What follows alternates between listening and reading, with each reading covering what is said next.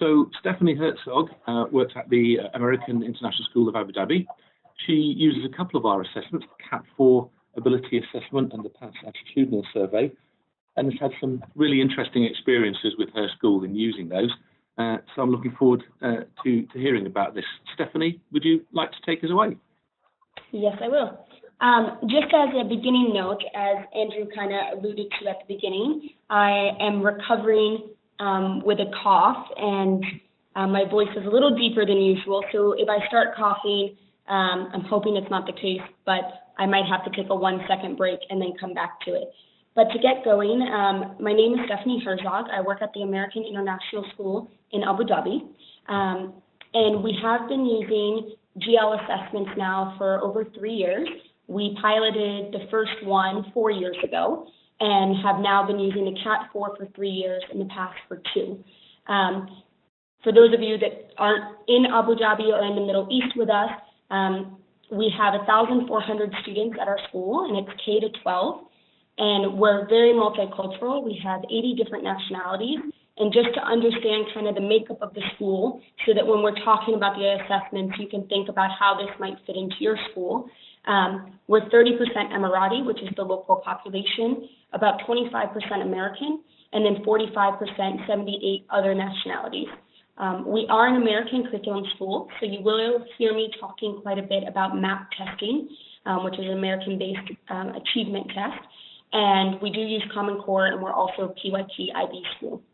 My role at the school is counselor and head of student support services, which you'll also hear me reference quite a bit when talking about GL assessments in terms of CAT4, because being the head of student support services, or what some schools might call a SENCO, it's really useful having the CAT4. And then as a counselor, having the PASS has been really successful as well. So why we chose the CAT4 is a few reasons. One, when we had students that maybe we had red flagged, we were trying to move them through our response to intervention, we didn't really have any ability testing. So we would have to send out to go get a psych ed, a psychological education assessment, which here in the UAE can cost about $2,000. And we didn't even have sometimes enough data to know where to point parents, which direction to point parents in. Also, I was trying to do a lot of assessments, one-on-one paper copy. And what we found with the CAT4 is that it filled in a gap for us. It's not one-on-one. I can test, a whole school if I wanted to at the same time.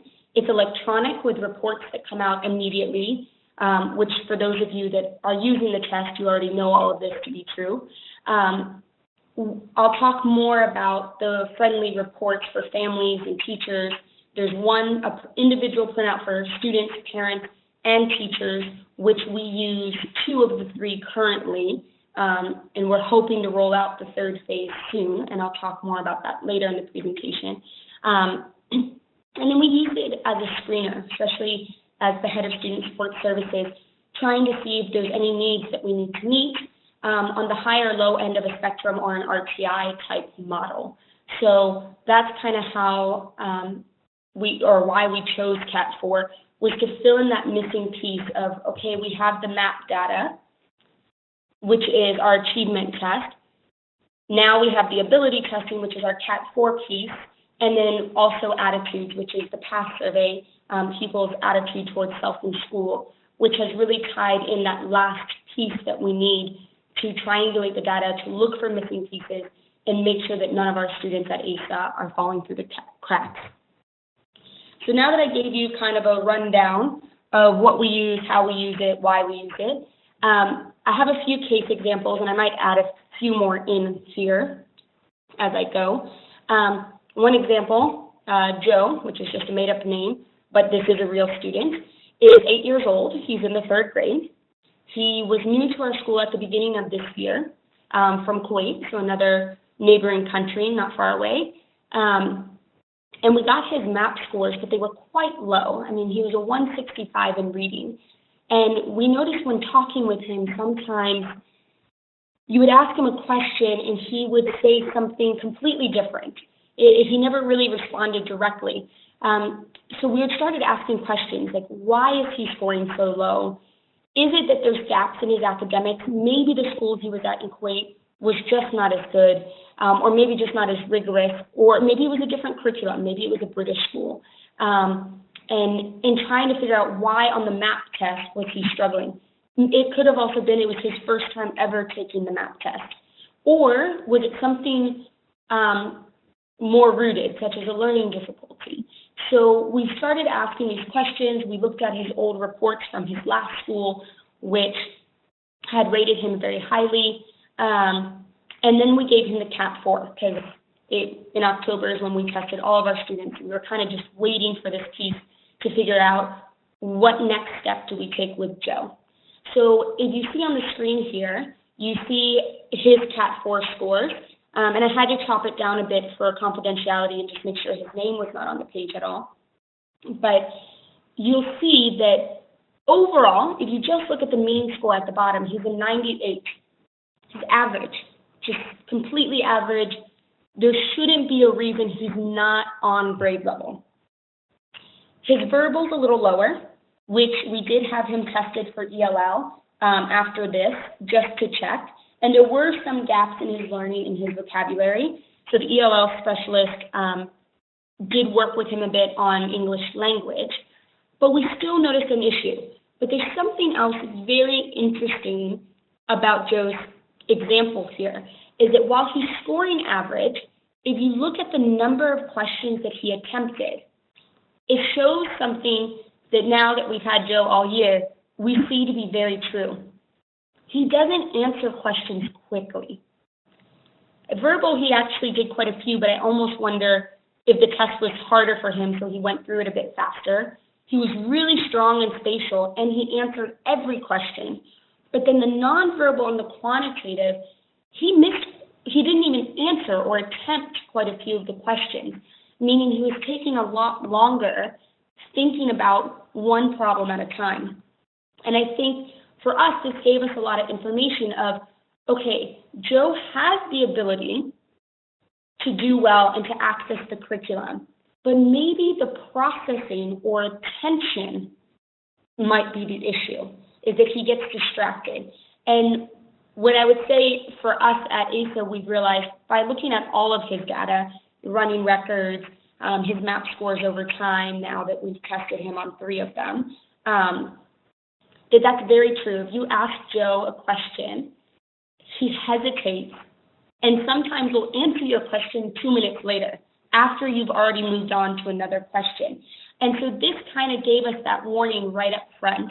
And we will be asking for him for a psych ed, because his scores have improved on MAP, but we're still seeing some of that difficulty. And so we do think there's an attention or processing disorder, but now we know the direction to take Joe in and how to support him better. We know that Joe needs a wait time after we ask questions. We know that he might need some help refocusing sometimes, or the question rephrased in a different way. We know we can use the spatial as a way, so the visual, as a way to support him, because that's his area of strength. And so this is kind of how we've used the CAT 4 to help us, and what the results can tell us. When you just first basically look at it, you see that he's average. But as you look at it a little closer, you can see the areas that might be hindering Joe from achieving at the level that we're expecting. And so this was a big piece for us as well. So that's a little bit about Joe. And if you have any questions about him, make sure to be writing them to Andrew, and I'll field them at the end. Another case example is not only do we test our kids that are already in our school, but we also test occasionally, very rarely, admissions kids. So I was admission testing a girl named Amani. That's not her real name. Her and her brother came in speaking no English, and I didn't know this when I was handed the admission paperwork. So they come into my office, and I'm asking them some questions, and I realized very quickly they don't speak English, so I'm trying to use Google Translate, and I just realized there's some red flags. The boy is crying a bit and is quite upset, and so I'm trying to calm him down, which Google Translate helped, and he's was helping his sister a lot with every question, and almost getting her to answer in their native tongue. And so I was like, I just feel like I can't give an answer if this is a student we can accept into our school or not. So how about we use the Cat 4, because language-based is not needed. I can just see their level and what the ability is without the language. Even if they score really low in verbal, I can at least see how they are in other areas. So that's exactly what we did. We sat them both down on the Cat 4, which they actually liked quite a bit, besides the verbal part. And as you can see with this student, verbal was difficult. Only 8 were answered. And she got an 87, but it was difficult and very time-consuming for her. Whereas the other questions, she answered pretty much all of them, or attempted every question, and her scores were really above average, even slightly, if you're looking at the yellow band there, for nonverbal and spatial. And so by having this, I was able to say, okay, this is a student that is purely ELL and may be lacking some confidence, because her English, an 87 is not that bad, and so just lacking some confidence.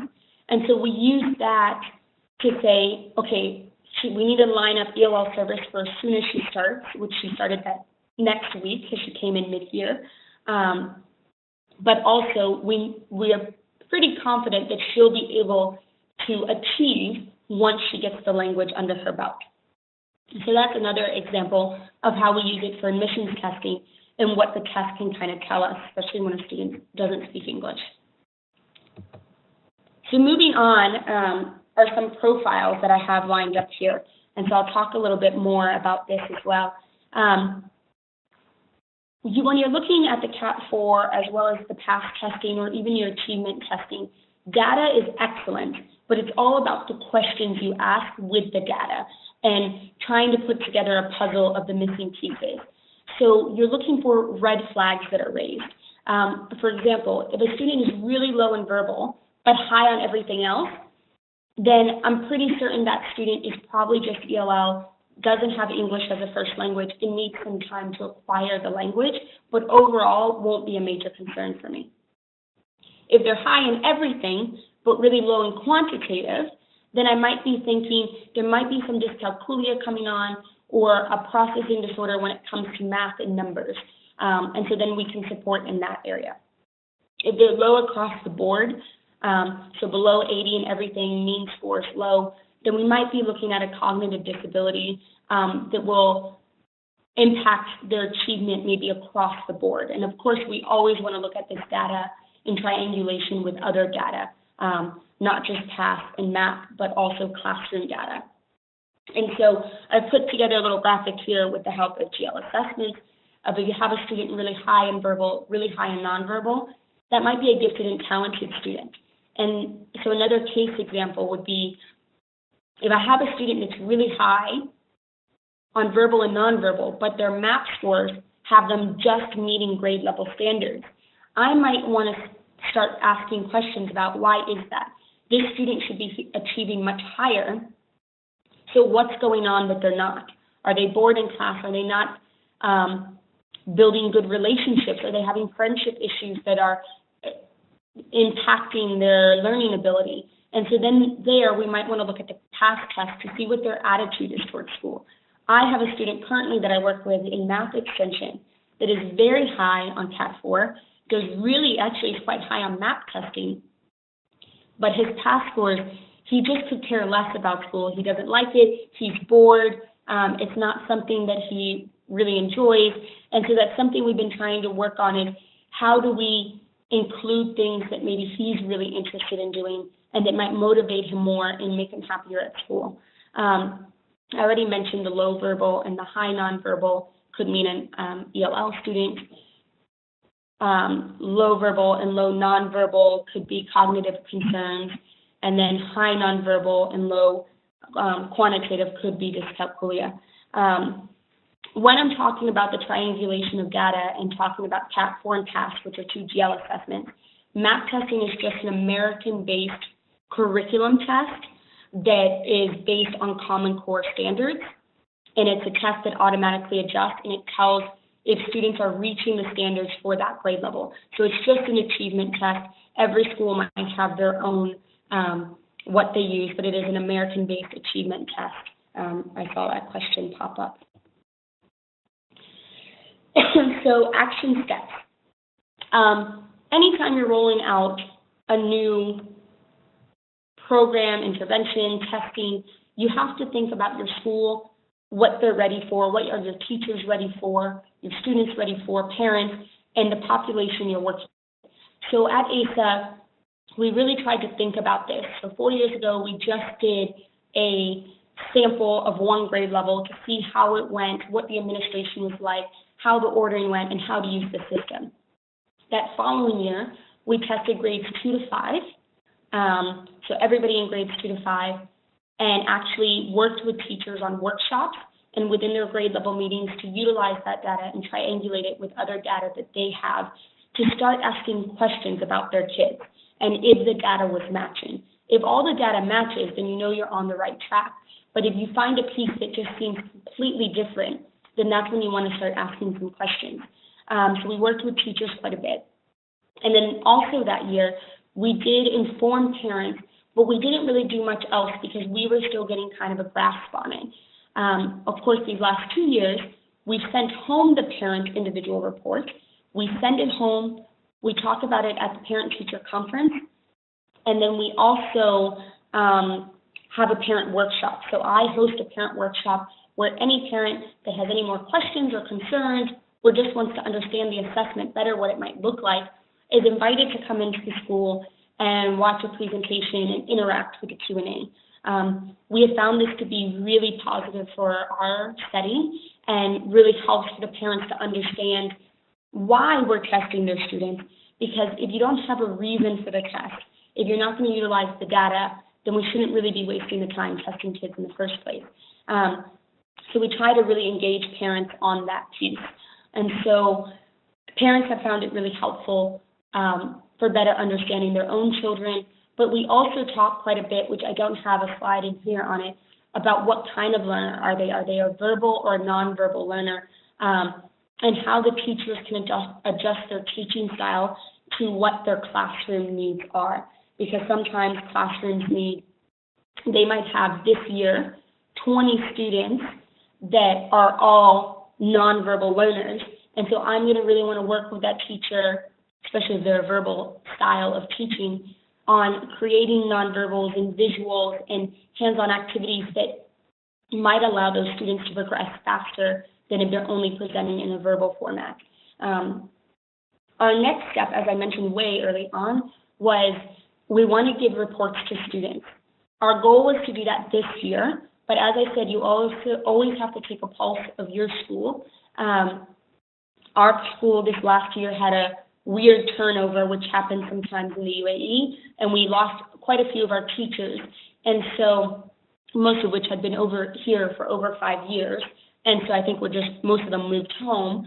But that meant we couldn't do that step yet because I really needed to go backwards and start talking with the teachers again and rebuilding capacity for the teachers to talk about it and utilize the data. So the hope is next year that we can roll out the information more to the students, because I hate when they're taking a test and they can't really understand how that can help them in their education, but we also have to do it in a step process. We do currently share it with administrators, but that's also something we want to develop a little bit more, is share it to a larger capacity and more broadly share the information for them so that they understand why this test is important. Our principal and director are fully on board, but we are a private school, as many schools are here in the UAE, and we have a board of directors and a managing company as well, and that is very on board, but just making sure that they're seeing the feedback from it too. And at the bottom of the screen there, I do say, as an international school, you might have to often circle back to training the teachers because there is a turnover at some point. There's less longevity in the teaching field. So PASS, I mentioned it a bit. PASS testing is used also to triangulate the data. We just finished our most recent one last week. If students are not obtaining on math but have really high Cat 4 scorers, we might be interested in the PASS scores to see how they feel about school and their learning. So as I said, the PASS test, maybe many of you are already using it, is the pupil's attitude towards self in school. And it asks a variety of questions. I like school, I'm bored at school, I feel lonely at school, I find the learning too easy or the learning too hard, I'd rather be somewhere else than at school. And so it asks a variety of questions about their learning and how they feel about their school environment. And this gives a really valuable piece, not only for the school, we use it for our inspections to show that we're meeting our goals in creating a positive environment at our school, but we also use it one-on-one with some of the students. If we see a student scoring very low, then as the counselor, I might intervene and have a conversation with that kid and try to figure out why they're feeling that way, and maybe we need to implement some friendship groups, or maybe they just need some support, like they're feeling that they're not doing very well in school. And so that gives us a way to monitor that. And then lastly, we look at it as a school to make sure that we do have a strong response to intervention in behavior and how things are going on, to make sure that we're always progressing and that we're keeping a pulse of how our school is doing. So those are the slides I have. I finished a bit early. I'm kind of a rapid talker, and no coughing helped with getting through that a bit faster. So I think at this point, Andrew, I'll turn it back over to you for any questions people can have, and I can elaborate with more case examples as needed.